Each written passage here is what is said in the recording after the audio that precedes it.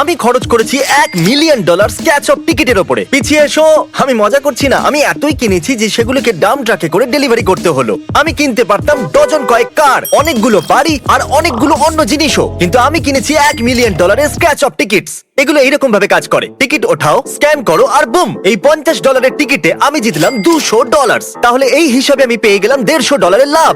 $100, $0, $0, $100, 50, 50, 0, 0, $100। আমি এখনো পর্যন্ত $1,000 উপরে স্ক্র্যাচ অফ টিকিট স্ক্যান করে নিয়েছি আর আমরা $200 নিচে আছি। ওয়াপস! এতে অনেক সময় লাগতে চলেছে। চ্যান্ডেলার, এসো সাহায্য করো। আমি বিশ্বাসই করতে পারছি না, এটা $1,000,000 জানি এটা অ্যাকচুয়ালি পাগলামি। তুমি কত জিতলে? 0। অফকোর্স। কাল আমার কাছে $1,000,000 টিকিট আছে, আমার সাহায্য চাই। কম টাকার কেননি কেন তাহলে? আমি এরকমটা ভাবিনি।